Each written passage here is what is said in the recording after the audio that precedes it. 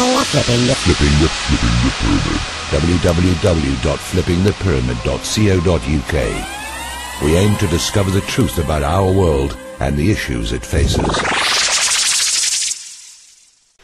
Hello folks, and welcome. Hopefully you can hear me okay. That might have been a bit loud again, sorry. Yes, hello, welcome to FlippingThePyramid.co.uk. This show is virtual shamanizing with me, the HairyCookieMunster. Loud and clear in the chat room. Cool, thank you. Yes, hello and welcome to the 30th of the 8th, put my teeth in, 8th, 2012. Yes, almost into the next month. Days rapidly ticking past. Yes, I'll come back to that in a bit.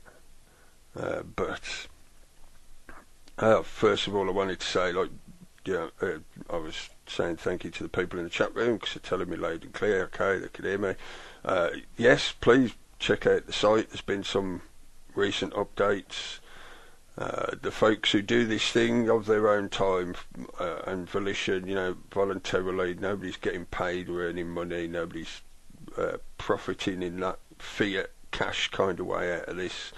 They're all just donating their time and energy and knowledge and skills for free.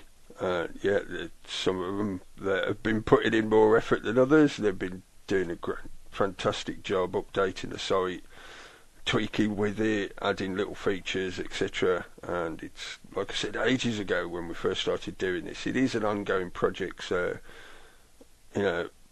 please bear with that fact that we're going to keep working on it and keep trying to improve it and add stuff to it, etc.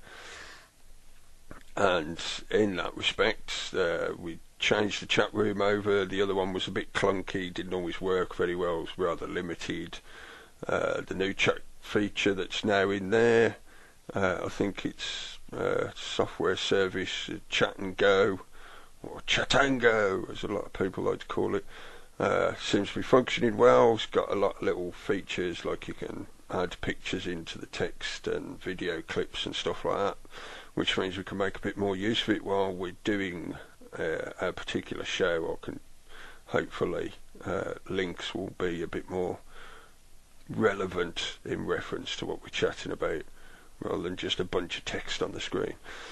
But yes, anyway, thank you to those folks that have been beavering away in the background, doing stuff, trying out new ideas, and working on getting them working, updating the site, etc. Thank you.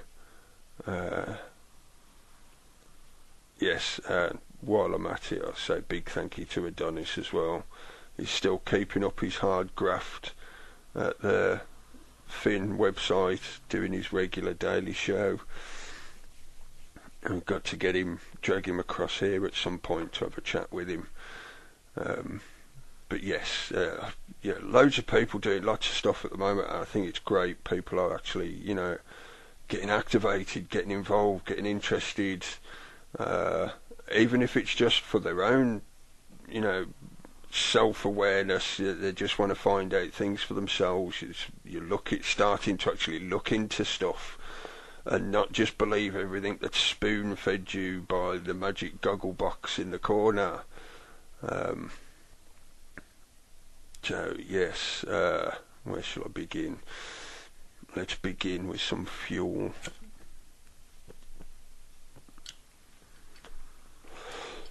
Yes, I do tend to ramble. Strap yourselves in tight, because I might ramble all over the place tonight. There is, I assure you that there is a common thread I want to point at. Yes, it probably is one that I've talked about before in one way or another. Regular listeners might be bored, but never mind. You're along for the ride now. So let it begin. Yes, first of all, I'll talk about some of the general news stuff that seems appropriate. It does link in, for me, it certainly does anyway, but the general situation that is going on in Syria at the moment, that whole Middle Eastern area. As I've said in previous shows, I wasn't going into any great detail about the situation, and I still feel the same, because there are plenty of streams of information that you can quite readily access. I don't feel there's any need me just reiterating certain points or certain information.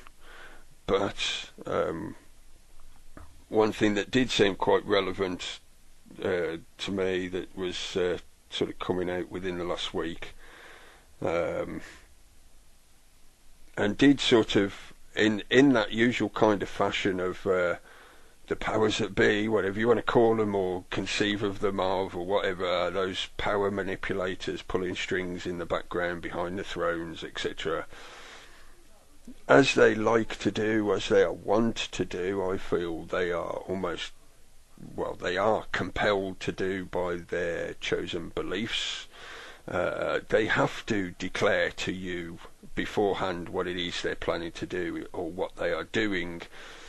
This is a subject that seems to have cropped up recently. As I do, I like to watch certain threads, watch for certain threads and memes, etc. And this does seem to have cropped up again in various ways, talking about law. In the case of Brandon Raub, him being picked up and taken away without actually being officially arrested in any way, etc., etc. All the little disparate kinds of ways this has become apparent. It is that contractual status where you must willingly accept what it is they are giving to you. And when I say willingly, I use that word loosely, because the majority of time what they propagate on is the fact of your ignorant acquiescence, or ignorance and apathy to acquiesce to something that they want to do, but they have fulfilled their requirement of showing to you what they are planning to do. So they surreptitiously gain your consent, because you don't stop it, you don't speak out against it, you don't try and claim your own rights back, your own sovereignty, etc., etc. I'm not trying to divert this into a legal thing, but the story I was loosely referring to, that seemed to just come out in only one mainstream publication, didn't really spread around much. It did in the alternative media. It was another one of those typical hot potato stories for the alternative media, but the mainstream, it was allowed out, and then not much was said about it. But that story was in reference to the official bodies basically admitting that yes, there are SAS and SBS troops. That's from the UK contingents. Obviously it won't be just them, there'll be probably MI6 there as well as others, or boots on the ground in Syria, having some kind of active role in what's going on. Of course there's other players as well. The French special forces will be there, the American special forces and the CIA, etc. That good old alphabet soup of these provocateur and enabling type agents. There's also that continuing little thread of the WMD being constantly fanned. The fire of that little meme is constantly being fanned. So that whole situation at the moment, that one story in particular for me, and the way it came out, the fact that it was allowed out but wasn't really mentioned much in the mainstream media, certainly not here in the UK that I saw, other than that initial article. They are in effect already declaring that this has now stepped beyond the proxy war theatre that it was, the pretend theatre that the official storyline, the official plot that they had attempted to delude the public with. The wheels are starting to fall off that wagon, basically. They know it's starting to, well, I shouldn't say starting to, it has already gone beyond the point where they can guarantee that the sustaining of this charade will be enough to allow them to continue it as a proxy war. No, so instead they are in effect uh, declaring that they are already involved. This is already an official war. Whether the UN has said they're allowed to, whether their own governments have said they're allowed to, whether there's been 2 million people protesting in the streets saying don't go to war with Syria, they're still already at it. That for me, yes, our usual kind of caveats, my opinion, my perspective, but that for me was really the pulling of the plug of the whole charade. The charade will gradually fall apart now, as it did with Libya, with them going after Gaddafi. It wasn't very long before the whole charade of it being a popular rebellion of freedom fighters, etc., it fell apart towards the end, and it was just blatant to the point that they were not so much directly saying but openly admitting that, oh yeah, we used drones, we shot his convoy up, blah blah blah, we deliberately targeted him to execute him. The sheer hypocrisy of those videos being put out when they constantly talk about how they won't show footage of terrorism or allow terrorists to utilise their media for propaganda, etc. So I think Syria could, again, in my opinion, the situation there is going to escalate in the coming days and weeks. That, combined with the new little alternative media meme that popped out with a vengeance the other day, thanks to the usual big channels putting it out there, it's going hot. The insiders, this is primarily in reference to the USA, insiders leaking out that it's going hot, all the shit's hitting the fan, everybody's going crazy, combined with the whole story of the situation surrounding, for example, Brandon Raub, him not being the only one, but him being seemingly the main name that caught people's attention, the main story that caught people's attention. There have been others. This has been an ongoing thing in the background. The oncoming financial collapse, which, day after day now, even in the mainstream media, they are trotting out various experts, one after another, to say, oh yes, it's gonna all crash again. It's all buggered. You're all fucked and it's your fault. Yes, it's all your fault and you've got to pay for it. You and your children and your grandchildren. But before I descend too far into a rant of all the craziness that's going on at the moment, as I said, I didn't really want to spend too much time on the Syria situation, because I think it's fairly, as far as I'm concerned, it's blatantly obvious if you bother to spend a little bit of time looking into the situation. If all you want to do is sit and have the mainstream media TV news on in the background for 5 minutes where they tell you a headline and tell you what you're supposed to think about that headline, you carry on. You keep putting your head down back into that pig mine and snuffling away. One thing that I find ironically perverse about this situation, and certainly the way the powers that be utilise that kind of manipulation, is that they encourage you to trough on down and ignore the fact that the world's burning. Just enjoy yourself, party on down while the pyre grows higher and higher. But they know full well that you will eventually end up on that pyre as well, so they don't care. You can carry on and chow on down into their matrix delusion. They want you to, because that keeps you preoccupied and leaves them alone to get on with what they want to do.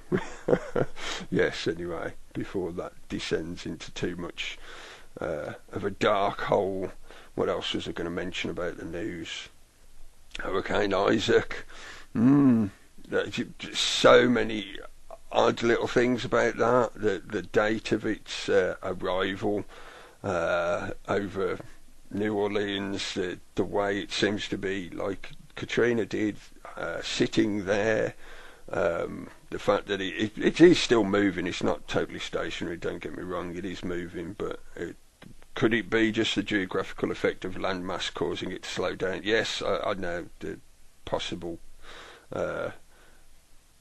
weather and atmospheric variables going on there, but it's also en route to the sinkhole in Louisiana with its salt dome underneath, which supposedly was used for storing radioactive waste. Radioactive waste, that jumps us into connections to Fukushima and the continuing drift of radiation from that continuing, ongoing, catastrophic fuck up, whatever you want to call it, natural or not. We can argue over how it was done or who did it, if somebody did do it, etc. Afterwards. That jump again into, radiation does melt ice. That's just a simple fact of physics. I don't often deliberately use facts in that kind of way, because I find it somewhat abusive to try and force a certain point of view on somebody else. It's up to you if you accept it or not. I think it's fairly readily obvious and acceptable. It's easily shown through experimentation, etc., etc. Radiation melts ice. So all this extra radiation going up into the atmosphere, and little incidents that have been occurring at various nuclear stations across the globe that are conveniently ignored in the media or hushed up or just brushed aside. The raising of safe radiation levels, that just alone should make people go, what the fuck?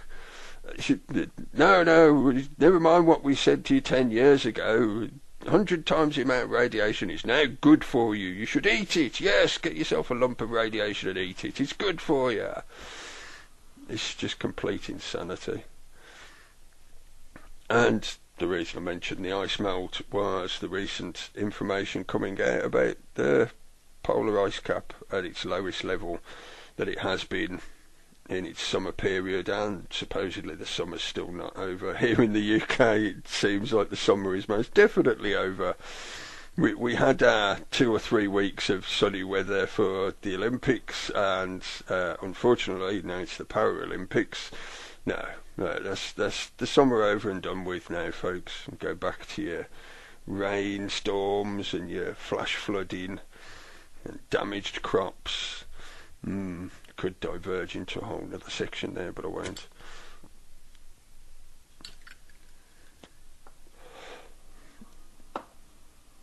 So that's just a few little mentions of some of the stuff, some of the themes and memes I've been watching going across the news tickers, as it were, both mainstream and alternative, and just the general sort of blogosphere. The talking heads, people like me who just like to ramble about what they've been looking at. But for me, it's a good way to get at least a glimpse on the surface of the global consciousness. I do not have any major WizKid computer set up with keywords, algorithms, searching and parsing everything that's posted. I'm not a web bot. I'm trying to do my own biological version of a web bot, in effect. But yes, anyway, there is a lot of very blatant things going on, even in the mainstream media at the moment. As I said, the situation in Syria, etc., plus lots of other stuff. It seems the totalitarian tiptoe is most definitely into the sprint now.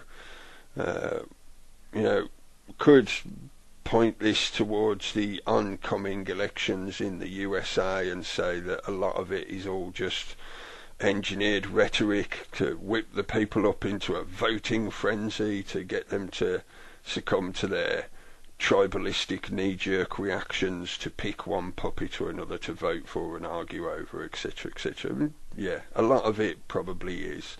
A lot of what I consider the non-topics that are punted out in the mainstream media over superfluous subject matter are exactly that. They're just there to bang the drum for whatever particular team people want to pick in this puppet show.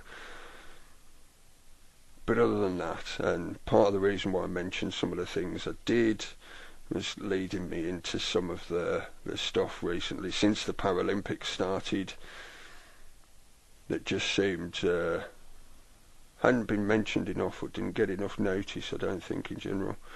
There was a little protest outside Parliament by a group of people protesting about the involvement in the Paralympics of Dow Chemical, or chemicals, I think plural. If you don't know about Dow Chemicals, just go and investigate an incident in Bhopal in India. It's Bhopal. Now this is a few decades old. If you're my age, you might remember it from your later childhood or whatever. But it's still an ongoing situation, and to me that points at the highly corrupt and parasitic effect of these mega corporations as a good example of how profit margin is their only concern. What occurs to people at the bottom of the pyramid who get consumed by the process of that mechanised profit margin doesn't matter. That's their attitude. It doesn't matter if people are consumed at the base of the pyramid. If anything, that is required to fuel the whole process. So there was only a little protest outside Parliament, but it did manage to get a little feature on Press TV, I think it was, that had a little story on it. And another one at the same time, which I've got a link for. Where is it? I did have it open. Begin multitasking. Engage. Attempt multitasking. I'll post the links in the chat room. I think some people have probably already seen this. This was on the Independent. So find it at independent.co.uk. The actual article title is "Hundreds Protest Against Paralympic Sponsor Atos as Anger About Its Role in Slashing Benefits Bill Intensifies." Yeah, good old broadsheet title, nice and long, lots of syllables in there, yeah. But the point is, if you unaware of the situation as it's going at the moment in the UK, the first sort of implementations, the first sharp end of the spear of the austerity weapon that these globalists are thrusting into the body of the public was targeting those that are disabled or unable for whatever to be part of the workforce. And yes, of course, there are people out there that attempt to manipulate the system, take advantage of it, etc., etc. But if you spend a little bit of time investigating the numbers involved, one of the figures that just made a good example of it for me was the fact that the estimated cost for benefit fraud in the United Kingdom was something like £2 billion, which, yes, does seem a hell of a lot. Yes, it is something that needs to be addressed in some manner, and something done about it. Do something about it.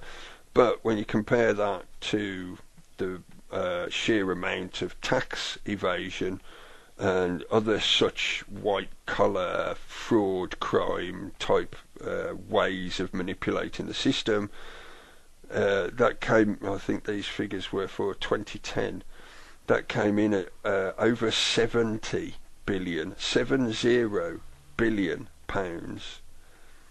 So when you compare the two, the volumes involved are vastly different and could affect the well-being of the country. People talk about wanting to get the value for their tax money for their society. That's supposedly what you're paying taxes for, is to aid your own society so that everybody has a good standard of living, etc.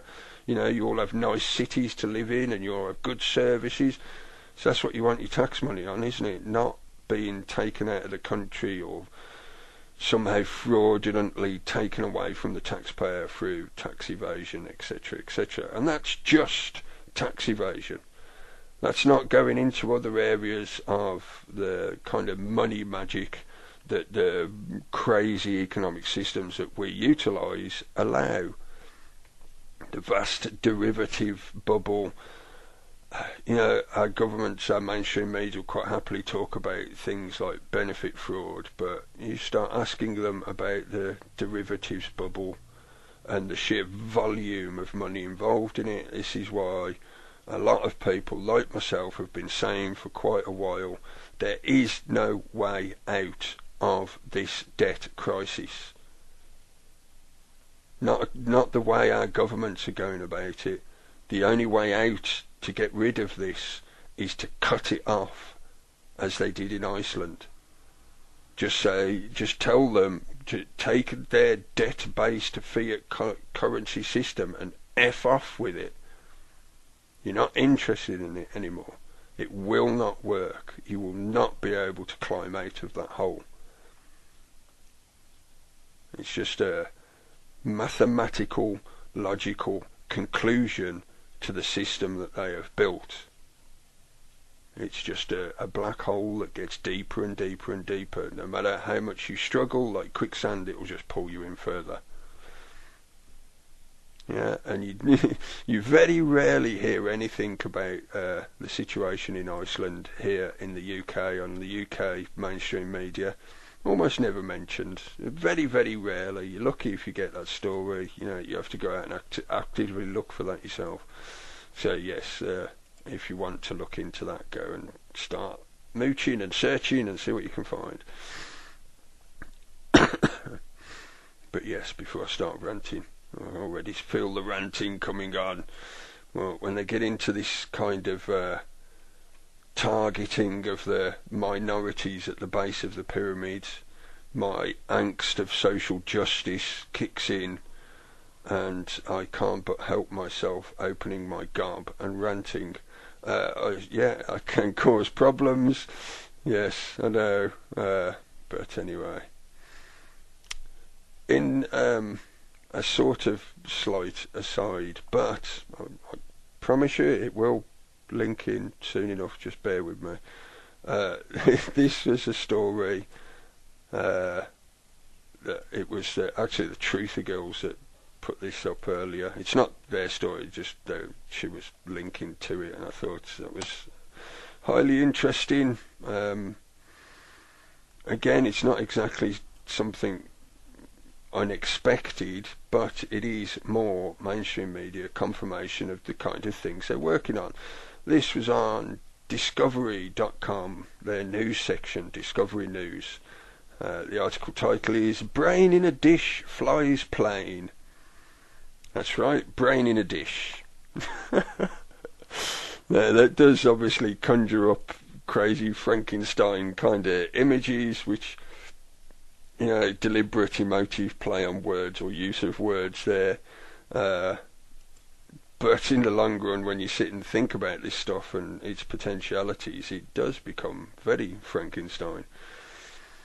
But basically, these researchers at the University of Florida have grown a neural cluster, which they're calling a brain. It's not a complete brain, but there's enough of a neural cluster there for it to actually operate in the way of processing. And they've got that hooked up to a computer which is running a flight simulation, and so far they've got it to the stage where it can, to all intents and purposes, control that flight simulation. It can keep the virtual plane flying in the skies, keep it steady through different weather conditions, stuff like that. So in effect it can control the plane. And it's in a petri dish. The equivalent size of this thing is in a petri dish. So, often talk about drones and the mechanisation of things. It's just a little sort of snifter into what is there, readily available at the moment. This is no longer sci-fi speculation. This is no longer crazy tinfoil hat conspiracy weirdos talking about crazy fantasy stuff. Oh no, that can't be real. I'm sorry folks, it is very real. And their agendas for what they are developing this stuff for is also very real. Now, part of the reason I mentioned the Paralympics, and I'm also mentioning this now, this is sort of the kind of direction I was trying to point this in. But, as I've already babbled at you for a good 20 or 30 minutes, I'm going to play a couple of tracks which excuse me, sorry, coughing at you, which I feel are highly appropriate. I know the one in particular has already been in the news, but I thought I'd play the original because it does need re-airing again occasionally for people to not forget its value, I think, in my opinion. And the first one is more of another one of my typical subtle jibes at some of these people in power and control. You know, talk about disabilities and being disabled and all that usual kind of stigma and label placing, putting into people into boxes, etc. I think a lot of these people that are supposedly in power, certainly a lot of the ones that we get to see on TV, they've got to be somehow mentally unstable. You know, we've talked about that. I know a lot of people have talked about that recently, the psychopathic nature of these people and how it seems that our society has got to a point where the psychopath rises to the top. It's just a natural conclusion of the way the system has been stacked, the structure, the shape, the ladders that run up the pyramid seem to benefit those who fall into that kind of mentality, that kind of mindset. So the psychopaths will rise to the top. Unfortunately, that means anybody lower than them on that pyramid gets subjected to the mind of a psychopath. Lo and behold, look at the world we're in now. But yes, before I get to Esoteric, I'm going to play these two tracks. I will be back in approximately 7 minutes or so. I hope you enjoy them.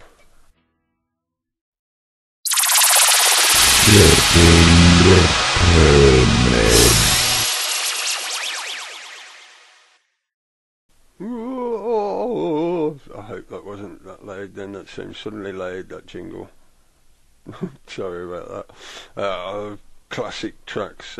First one was the first one I played was 19, Paul Hardcastle, about the Vietnam War. It does link into this, I promise you.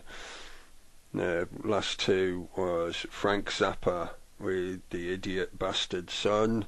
It's part of a themed album. You need to hear the whole album, but never mind, that bit on its own is good enough, I thought. And the last one, Ian Dury and the Blockheads with Spasticus Autisticus. I am Spasticus. Yes, and if you don't get that, please just, again, do a bit of research into Ian Dury and his life and what he fought against and the stand he made for free speech and independence and being treated like a real person, etc. And like I said, it was recently in the news again because somebody performed it at one of the Paralympic shows, and it is the Paralympics at the moment, so all highly appropriate, I feel, and part and parcel of what I was talking about. Why I mentioned that one particular article about the brain in a dish. Sorry, I got the coughs today. It has been very wet and damp here recently. Just seem to have had constant rain for the past few days here in the UK. Yes, weather manipulation is a topic I will have to do at some point. But anyway, there has been, I talked about it last week, there has been recently a fairly steady, strong current of drip of articles and talking points, etc., about basically, in one way or another, transhumanism and eugenics, the two go hand in hand, really. They're part and parcel of the same ideological mindset that stems, I feel, I'm sure more academic philosophers might argue with me, but whatever, stems from utilitarianism.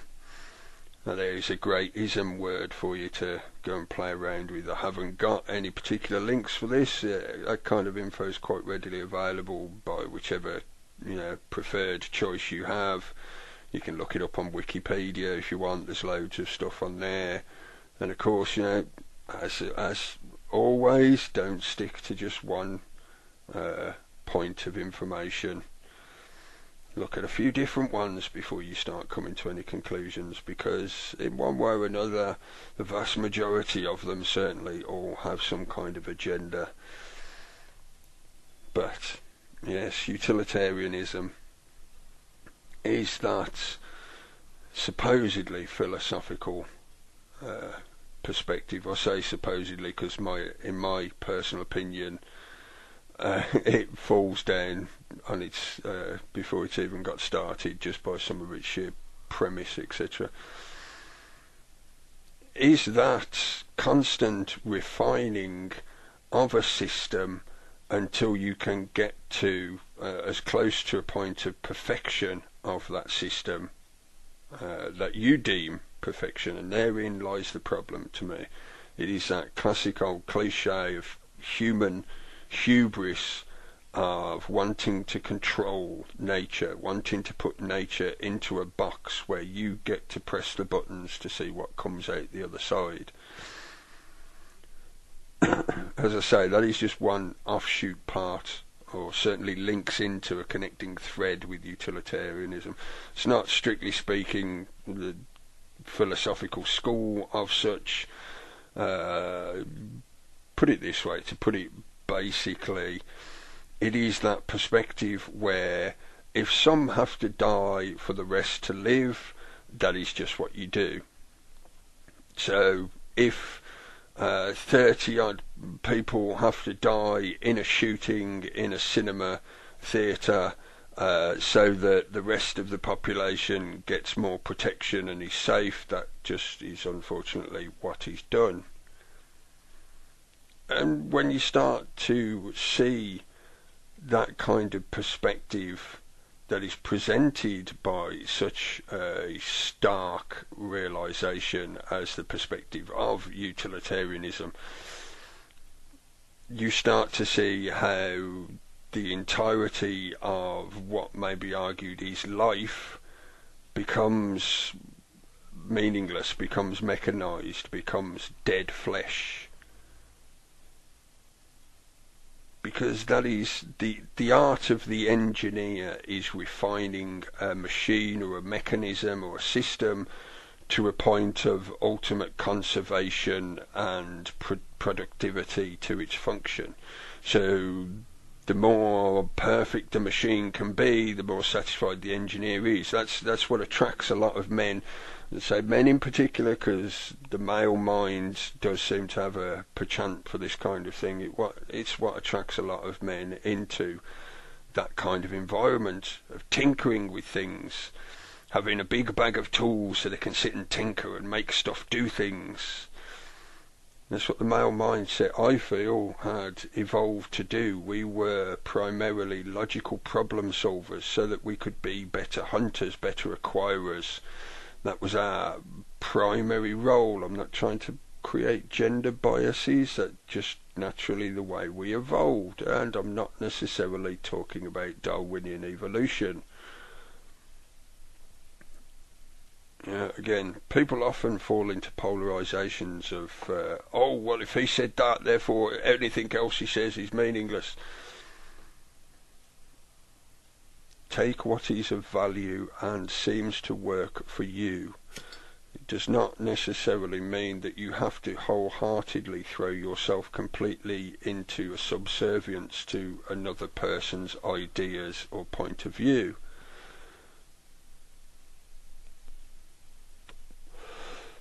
Listen to all, follow none. Good cliche, I think, but it says it well. Yes, that seeming at the moment, I say seeming, it's not exactly seeming. If you bother to look for these kind of articles, you find them fairly readily in amongst they are salted quite nicely in amongst the mainstream media as talking points in one way or another, sometimes semi-disguised in talk about the use of cybernetics to help disabled people achieve this, that and the other, hence my connection through to the Paralympics, etc. I feel, having, like I said before, I'm not an academic, I'm not an expert in anything, all that usual kind of good caveat stuff. I'm not a Mason. I think I'm going to repeat that every week just to be sure. Having spent a little bit of time, I say a little bit because I haven't spent an entire lifetime, I've spent a few years looking at that academic body that is considered the school of philosophy in its various subjects. I just found that utilitarianism is just too stark and mechanised a perspective to be applicable to living things. That was just the way I felt it was. Maybe that's, my inclination of having that unerring attachment to the seeming duality of nature. The fact that we are not just physical flesh, we are more than physical flesh. We're all part and parcel of the whole energy field that is the entirety of existence as far as we can gauge it or conceive of it. There is that that is part of reality that I think is beyond our current ability to even conceive of or comprehend. That's why I'm often looked at, or I often say myself, one of the few labels I will accept is I am an agnostic. On a lot of things I am agnostic. But anyway, yes, rambling. So we have these various events for the Paralympics, of course. Various different events that, for some of them, are altered from the standard sort of Olympic type events because they make them a bit more suitable for the participants based on their disabilities or capabilities, etc., etc. A lot of them are very similar, a lot of them are identical. But as this thing has started and we had the little sort of opening ceremony for it the other night, I did not watch it again. As I said before, I do not want to have any part with this whole Olympic ceremony, because that's exactly what I feel it is. But anyway, I saw some of the reports and articles about it and the pictures from it, etc. after the fact. One of the things that caught my interest was Stephen Hawking gave a little address at the beginning of part of one of the opening ceremonies, where he was accompanied by the usual kind of spangle and pomp and circumstance, the dancers and the flashing lights, etc. And in his little token speech, he talked about we should be moving into a new age of enlightenment. Now that alone can have so many connotations, so many rabbit holes open up on that you could go into all over the place. So that just a mental note of that little statement. And the dancers, I believe, ended the performance by forming themselves into the shape of an eye. Having read and looked at that, I just thought how very, very appropriate. Now, I hope that you would surmise this from the fact that I've played classic Ian Jury track and the kind of stuff that I talk about, that I am in no way talking down or denigrating somebody like Stephen Hawking because of his disabilities, the fact that he's stuck in a chair, etc., stuff like that. No way, not at all. I've got a few of his books, I've read a few of his books. In that respect, I'm not attempting to denigrate him at all. I'm just trying to point out some of the concepts of what I feel has been going on here with all those kind of ceremonies and the kind of people that are presented in front of you isn't it appropriate how they use the robot man, as I would call him in this kind of respects? They wheel him out. Think about this as well. What is the possibilities that this guy doesn't even really have any control over what is going on around him, in the sense of, considering his movement is so extremely limited, he cannot move himself around in any way whatsoever. He can't even lift his arms up. His movement is severely limited because of his disability. And his ability to communicate is also extremely limited. So what is there to say that he is not having any control whatsoever over what he is doing, supposedly, in this kind of situation? Somebody could quite readily be sat off on the behind the stage somewhere with a little remote control unit, drive his wheelchair out onto the stage, and they play a pre-recorded message that hasn't even been written by him. How I'm sure, yes, I know full well that's just highly speculative, but my point here is he's being utilised in a symbolic fashion as the robot man. The man who's being kept alive, the purity of his consciousness, of his amazing genius intellect, is being stored in this gradually cyborg becoming unit that carries him around and keeps him alive. Now obviously that is not strictly true, because obviously he has nurses and people like that do a lot of things for him to in effect keep him alive. But my point is, that is how he is being presented to the audience here. I feel that is how it is framed. So when somebody like this, in that kind of situation, makes a statement about enlightenment, and they use the kind of symbology that has been rife in this particular Olympic ceremonies, to me that is just no coincidence. I'm sorry, it's not. It's just not a coincidence of, oh, he thought it would be nice to say this and they thought it would look nice to make the shape of an eye. No, I'm sorry. Maybe it's because I'm a terrible cynic and a tinfoil hat wearing, yogurt weaving weirdo, quite possibly. But do I think there's a coincidence there? No, I don't. So even more so now, we will most likely be subjected to various amounts of articles and talking points around this kind of topic because of the fact that the Paralympics are now ongoing. This is something I know I've talked about before, that kind of transhumanist agenda that seems to be one of the core threads of the powers that be, the elitists, the people in control, whatever you want to call them or define them as, those power players that have the ability to manipulate things on a grand scale. And please don't be naive into thinking that's not possible. When you have the sheer amount of wealth and power that these people have, you can make things happen. This transhumanist agenda is one of their core planks that they want, because it will give them electronic immortality. They will be able to, the psychopathic mind, the ultimate thing that pervades the psychopathic mind is its own self-preservation. Now, yes, I know in a psychological sense it's certainly arguable that that is primarily what the ego does for all of us. We all have that ego drive for self-survival. That's part of being alive. But these people have it to the nth degree and with no holds barred. They will do anything possible that anything that you can conceive of, whatever is in the darkest pits of your imagination, these people will quite happily do to achieve the ends they're looking at.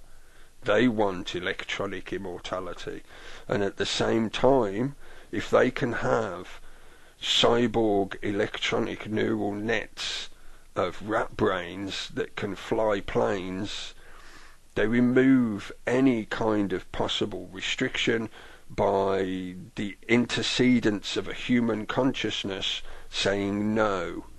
So when they tell somebody to press the big red button, that other person might turn around and say no. So they want systems where they can remove that possibility. So when they want something to happen, they just say it or press the button, and the mechanisms, the electronic robotized mechanisms, cause it to happen. At the moment, things like drones are, as far as we know, as far as is truly admitted to in any kind of official way, they are all electronic. But that kind of article shows that within the academic world, in the universities, etc., they are quite happily skipping along working on this kind of technology. And again, please don't allow naivety to fool you into thinking that they're not doing this kind of stuff. If that's what they're openly doing and admitting to in the academic world, then behind closed doors in the secretive military structures, they're doing a hell of a lot more than that.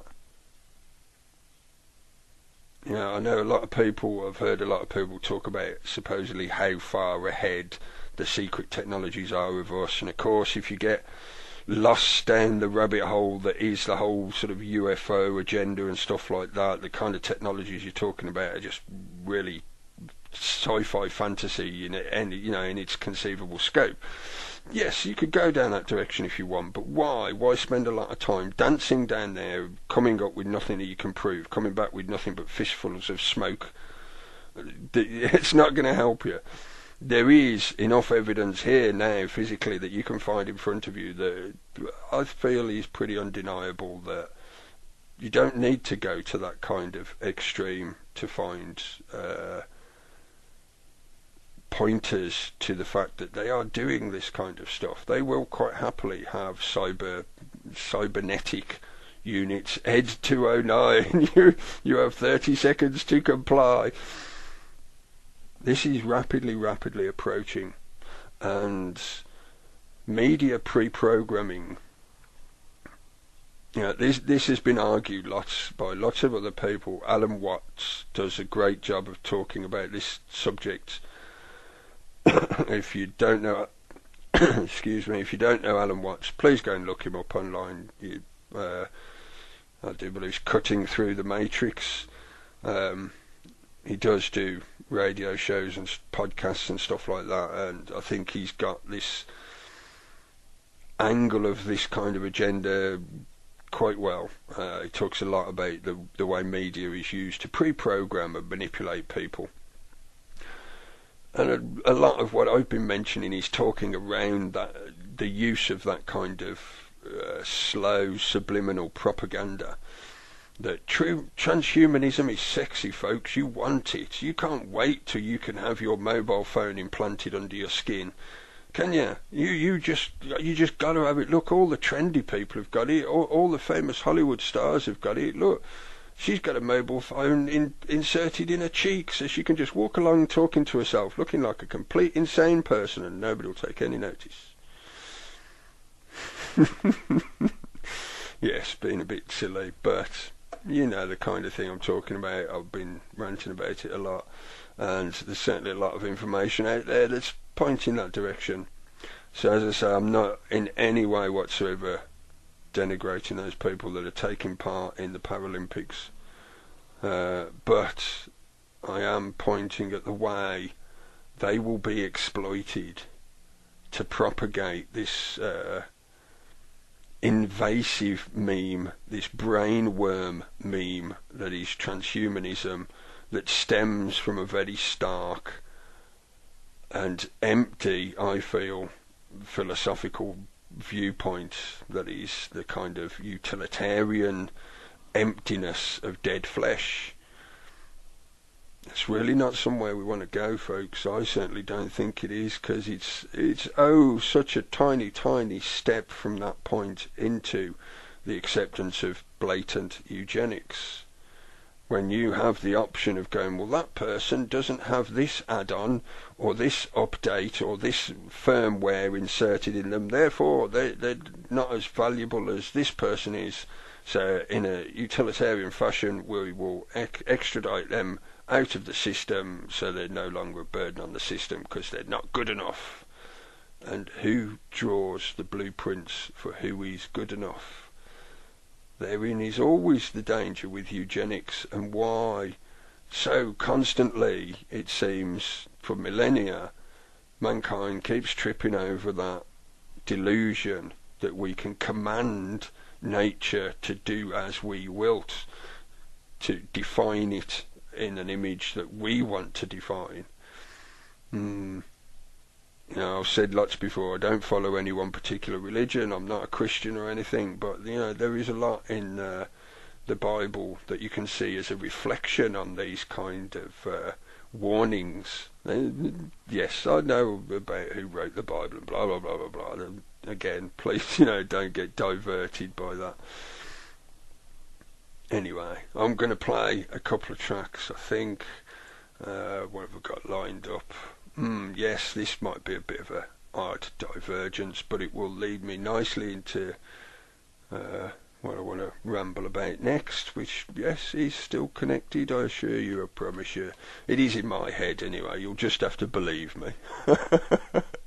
Yes, yeah, there we go. Let's just not continue down that at all. I will shut up and play some music when I get it lined up. Multitask quicker.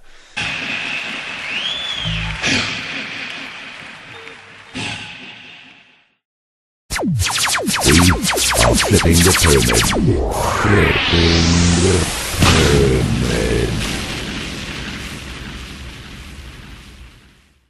Ooh, flipping the pyramid we are. Welcome back, folks. I hope you enjoyed that. That was Anthrax with Indians. Old one from, what's that, 80s, 90s, I can't remember. And Hawkwind with a live performance of Ghost Dance, which I think is just brilliant amalgamation of ancient and modern in a sonic sense. Yes, anyway, I had dropped into the chat room to sort of go along with that and to stem from it a link to a YouTube video, Russell Means, and the little sort of documentary he did called Welcome to the Reservation. Very interesting. Check it out. You can find it easy enough on YouTube, just search for it. It does connect, to me it does connect, because what he's talking about within that presentation, he's like, welcome to the reservation, now it's your turn to see what it's like.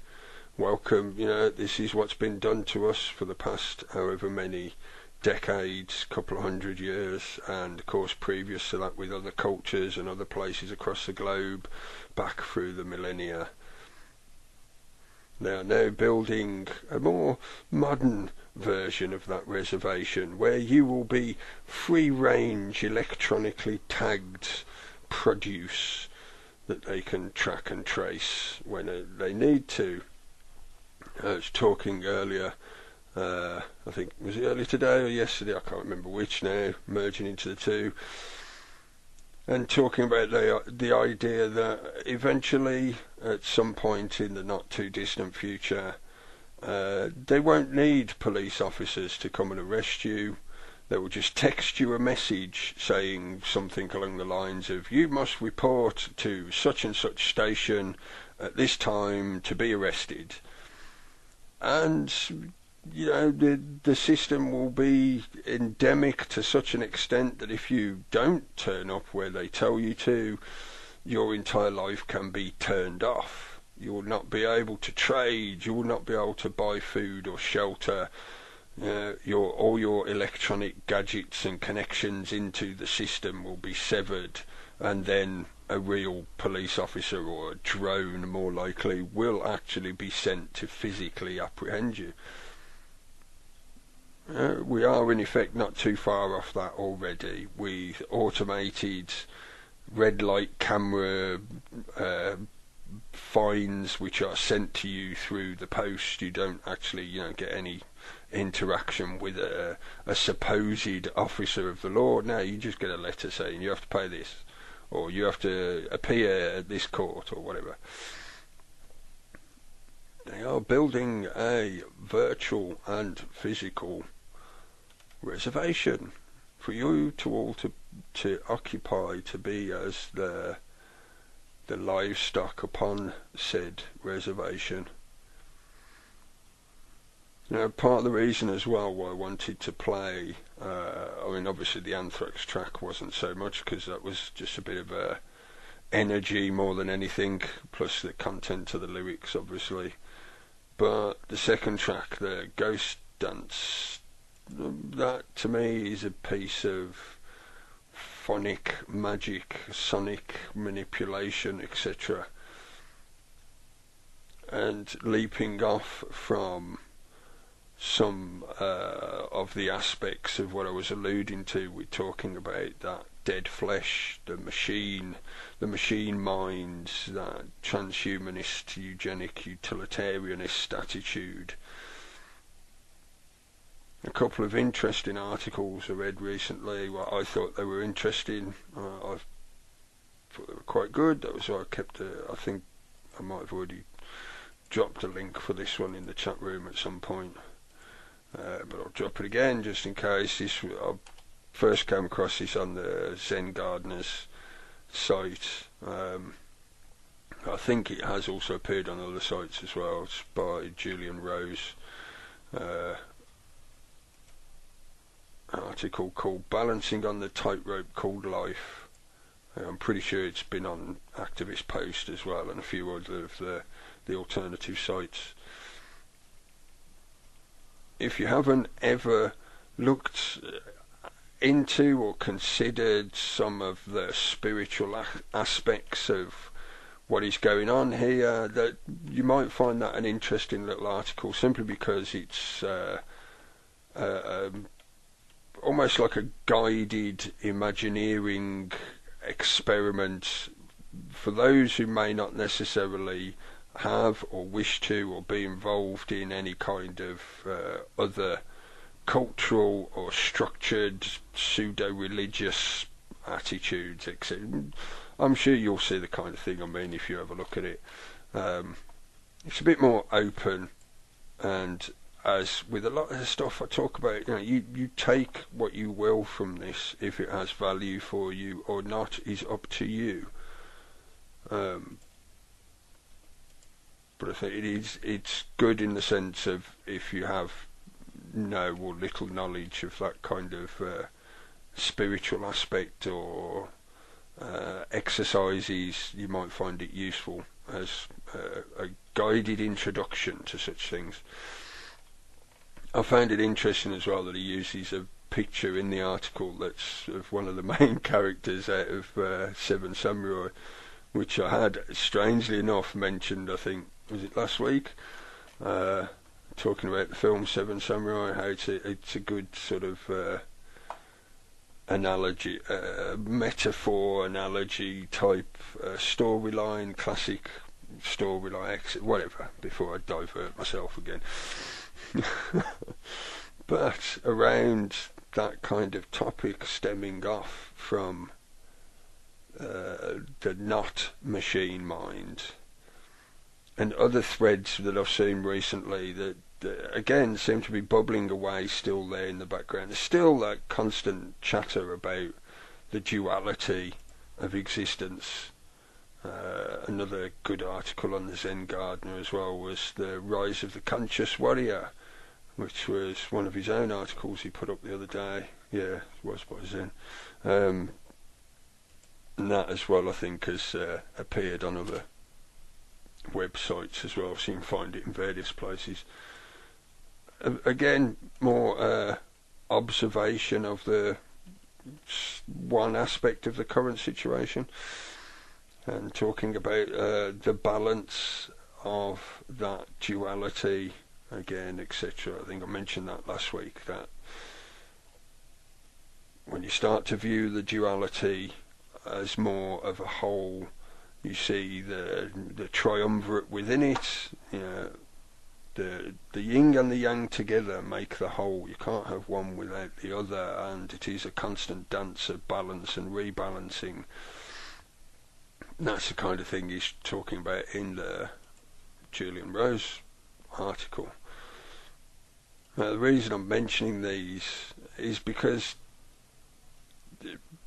from my perspective, part and parcel of that contract to be subjugated, that these kind of psychopathic mindsets have propagated on over the millennia, is based on that principle of, are you living or dead flesh?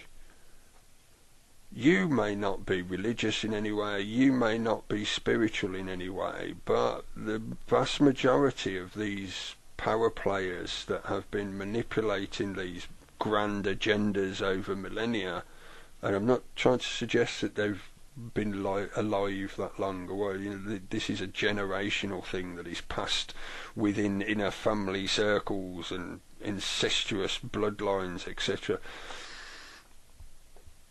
Part of that is the contract with the dead or living flesh. Are you living flesh? Are you a human being, or are you an animal? That pervades a lot of their ideology that these agendas seem to revolve around. It is that constant toing and throwing of them attempting to claim superiority or sovereignty over you. If you are dead flesh and you agree to be dead flesh, they own you. They can do whatever they like with you. That is part and parcel of their little twisted game that they play. There is a game, yes, and by merely mentioning the game, I negate my part in the game. I forfeit my part in the game. I want no part in their sick game. It is that beyond egotistical, beyond narcissistic, it is that totally deluded and twisted mindset of the pharaonic king who believes he is the centre of the universe. All these things are his. That's mine, and that's mine, and that's mine. And that is what they attempt to get you to contract into, either through ignorance or through fear or through overt domination by force. A lot of what is going on at the moment, and I know, I've talked about this before, and other people have talked about it a lot recently, the awakening, the ascension, the whatever you want to call it, without falling into those usual New Age, connotations and traps, all that silliness. Even if it is just a result of the sociological impact of new mass media capabilities, i.e. the internet and the various gadgets that the majority of people are walking around with now, so in effect you are connected in one way or another no matter where you are on the planet, and it's fairly immediate and you can get access to information fairly immediately, etc. Certainly within the Western countries you can.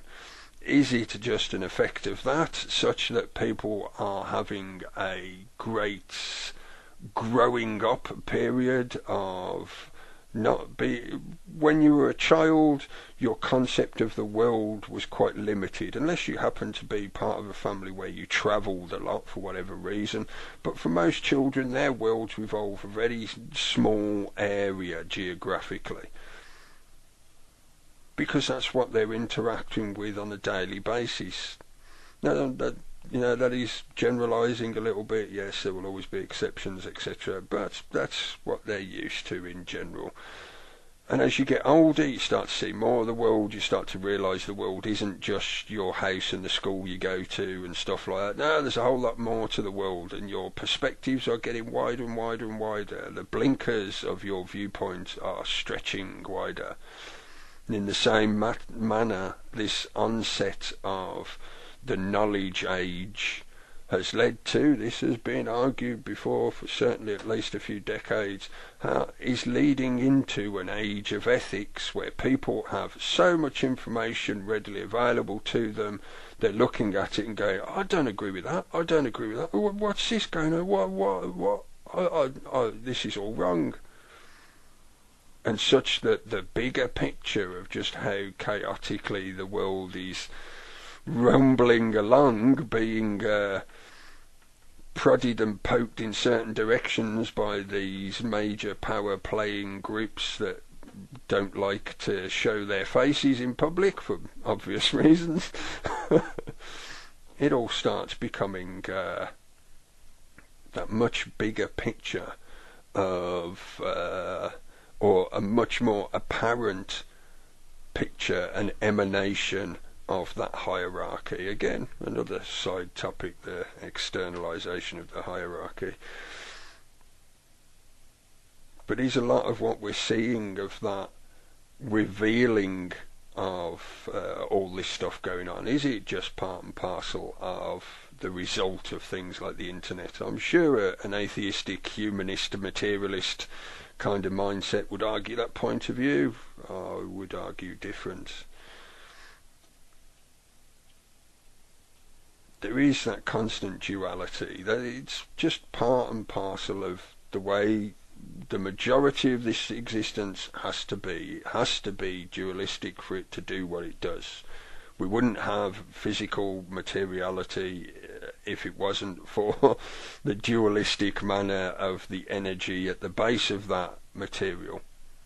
If what the theoreticians speculate is true, that we are all just a soup of strings, little strings of energy that fluctuate between positive and negative, the yin and the yang. That dualism is reflected in our conscious existence. There is that ego voice, the little voice in your head, the little ego that drives your conscious desire to get things done, or to, survival instinct and all that kind of stuff, as well as all the little higher emotion nuances of what tie do you wear to work because that girl on the other desk looked at you like she might fancy you, so you want to look a bit smarter today, or all that kind of subtle higher level nuance. It's all still part and parcel of the ego. You have that ego voice, and then there is the silent self, because the ego isn't the whole of you. The ego is just the chatter that is the forefront of your logical, constructive, linear process of surviving your current now. That's what your ego does for you, folks, on the whole. It takes in a vast amount more information than you are generally consciously aware of, because your consciousness sits at the pinnacle of all those disparate threads that are being filtered through and passed up the chain of command in your mind. Hundreds and hundreds and hundreds and thousands and thousands and thousands of bits of information are constantly streaming in through your senses. But you're not consciously aware of them. They're being resolved by that little computer, that little biological computer effect of the ego that is assessing dangers and values and passing that information further up, so that you can then make a decision of whether you wear the red or the blue tie or the one that looks like a fish. Yes, but there is that constant balance between what I call the ego voice, that obvious, direct, apparent emanation of your consciousness, that is the chatter of the ego voice. And then there is the silent self, because when you get into meditation, I suggest everybody has a go at it. I'm not suggesting that you have to do it every day and you have to follow a certain regimen and you have to wear a fancy cloak and do it kneeling down on a mountainside. You don't have to do any of that. You can learn to access that state of mind, that stillness, almost anywhere, as far as I'm concerned. It's down to how well you can cope with the distractions that are around you at the time, that's all. So you can find that silent self, and when you become aware of that silent self, the duality of the two, I feel, become fairly obvious. And from that we get, this is where I loosely, tenuously tie it back into that utilitarianism type perspective. This is where you get to the mirror of the void, because once you start to realise that there is just that revolving of the chatter and the silence, the chatter and the silence, the chatter and the silence, and you start to look outside of that revolving dualistic dance, and as far as you can tell, there's nothing else there. It's just a mirror of void. That's the kind of perspective that, if you read Nietzsche, I feel that was a lot of the point that he was trying to get across to people. But it's at that point that, for me, you start to see how the dance is manipulated, or how it can be manipulated, and how people can be coerced into accepting to be the animal. And please don't confuse this into anything to do with animal rights or vegetarianism or anything like that. No, this is talking about the basic philosophical, ideological perspectives that these, seemingly, to use a label from their own academic camp, psychopathic personalities, and the way they view everybody else. There is that classic scene from what I consider to be the classic film version of Dune. That old sci-fi story of what's commonly known as space opera, because it's vast, all-encompassing type of sci-fi story. There is that classic scene where the woman who controls the interbreeding of the bloodlines and gets to discern who is good enough to be given higher positions of power and stuff like that. She's a gatekeeper within their own hierarchy, basically, a priestess. She comes to test the young hero, and part of that test is the use of pain and fear. Because that is the question. Are you an animal who succumbs to your fear and acquiesces? Or do you have the conscious choice and awareness to know that, yes, there is fear, there is pain, but I can overcome that fear, I can go through that fear, I can pass through it and look behind it and see where it came from and see that there is nothing there but me. I'm paraphrasing that actual scene, but if you've seen it, and I'm sure most people are fairly aware, it's become somewhat of a cliched quote, I will not fear, fear is the little death, etc. But that, to debase it in some way and to bring it back down to earth with a very heavy thump, that's the way these fuckers roll. They will quite happily do the darkest deeds you can imagine to get what they want, to persuade you to do what they want. That's why I thought those two articles in particular, I feel they're quite valuable to help you balance yourself and maybe have some perspective of how this can be viewed as a process of spiritual awareness and preparation for your own spiritual combat. And please, don't allow any atheistic bent of, you believe in silly men in the clouds with beards who do magic stuff, the magic man in the sky. It's nothing like that whatsoever. And if you feel that way, I hope that at some point you start to find that silent self when your ego chatter stops yammering in your ear that it knows everything about everything, because it doesn't. Again, that hubris of the human-centric obsession. But anyway, hopefully I haven't got too esoteric for you. I'll try and bring you back into some level of pragmatic normality. Excuse me. A couple of other articles that I found interesting, worth looking at if people are interested in this kind of stuff. This leads me to that, in the same way as what Zen was talking about in his article of the rise of the conscious warrior and becoming aware of that side of things. At the same time, you have a physical existence.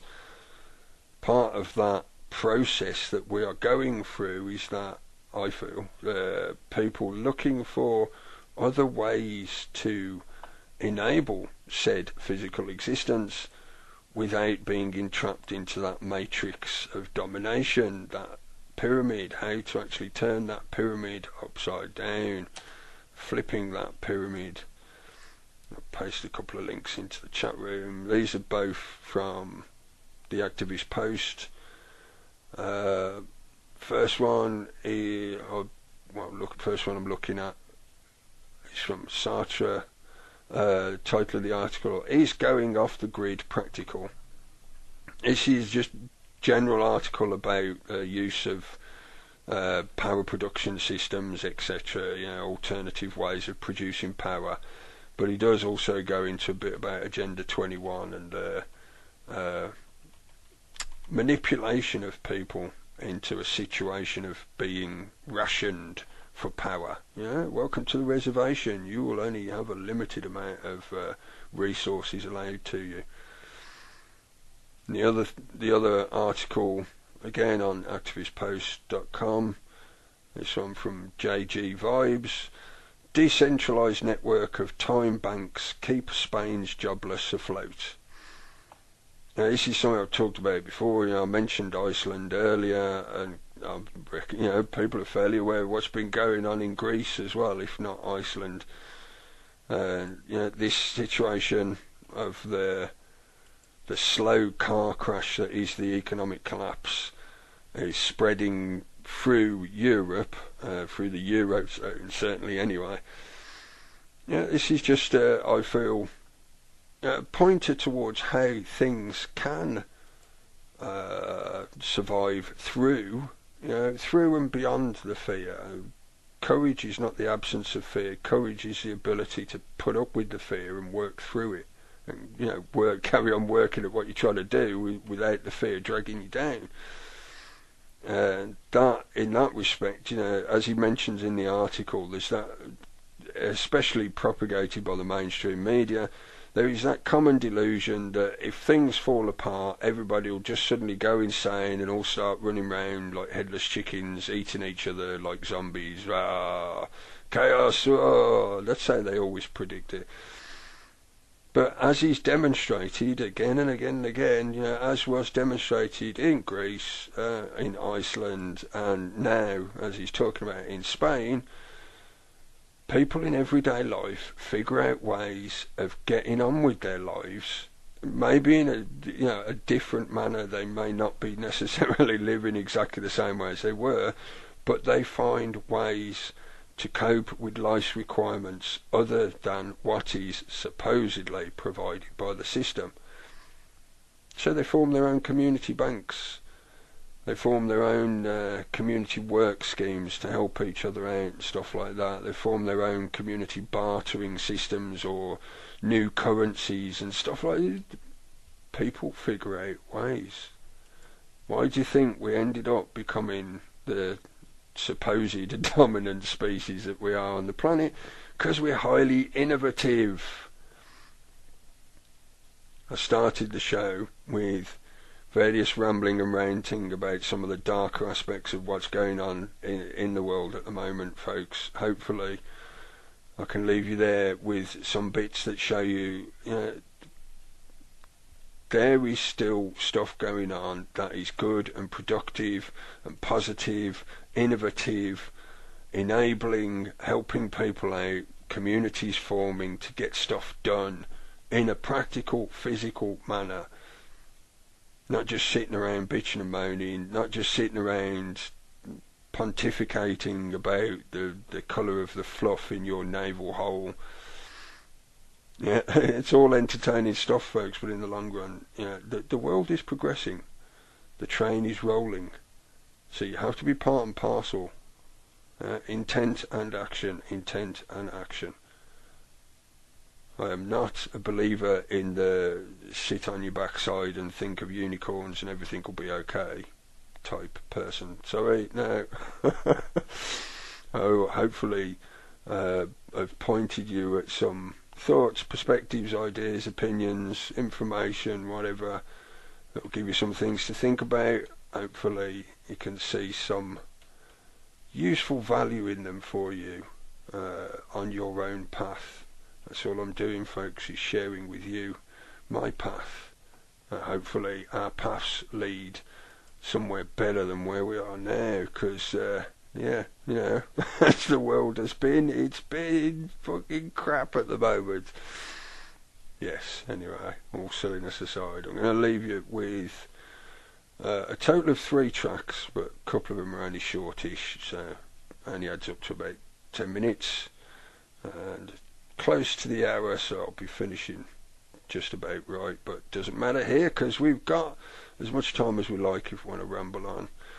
And the new chat room that's on the site at FlippingThePyramid.co.uk will be open.